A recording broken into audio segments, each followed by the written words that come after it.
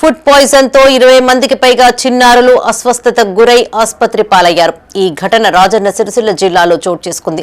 తంగళ్లపల్లి మండలం కేసీఆర్ నగర్ లో సుమారు 20 మందికి పైగా పిల్లలు సోమవారం సాయంత్రం పానీపూరి తిన్నట్లు సమాచారం. మంగళవారం తెల్లవారుజామున నుండి వారికి కడుపు నొప్పి, విరేచనాలు బారిన పడ్డారు. దీంతో తల్లిదండ్రులు చిన్నారులను జిల్లా ప్రధాన ఆసుపత్రితో పాటు ప్రైవేటు ఆసుపత్రులకి తరలించారు.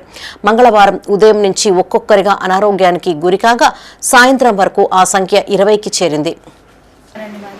మేము అక్కడ నిన్న సాయంత్రం పానీపూరి తినబెట్టినాం. మరి దానివల్ల అయిందా దేనివల్ల అయిందో తెలియదు. కానీ మా పిల్లల ముగ్గురికి మేము పానీపూరి తినబెట్టినాక వాడు ఒక్కడు తినలేడు. మా చిన్న బాబు, 4 పిల్లలైతే ఒక బాబు తినలేడు. వాడు మంచిగా ఉన్నాడు. వీళ్ళు ముగ్గురు మాత్రం కంపల్సరీగా మోషన్స్, వామిటింగ్స్ జరుగుతుంది. నిన్నటి సంధి ఎర్లీ మార్నింగ్ 5:30 నుంచి స్టార్ట్ అయిందంటే ఇప్పటికైతే ముగ్గురు సీరియస్గానే ఉన్నారు, ఫుల్ ఫీవర్తో ఉన్నారు. కానీ మాకు అర్థమవుతలే పానీపూరి వలన మరి లేదంటే వాటర్ 2 డేసే రాలేదు, మరి కొన్ని మినరల్ వాటర్ వలన అది కూడా తెలియదు. బట్ మేము అనుకుంటున్నాం డిసిజన్ తెలియాలి. ఎందుకంటే పిల్లలు ఇంతమంది, ఒకరు కాదు ఇద్దరు కాదు, 20 మెంబర్స్ వచ్చినాం ఇక్కడికి. ప్రైవేట్లో కూడా 10 మెంబర్స్ వేయరు. డాక్టర్లు ఏమన్నారు, రేపు సాయంత్రం ఇస్తాడు రిపోర్ట్ వచ్చినాక తెలుస్తుంది అని చెప్తుంది.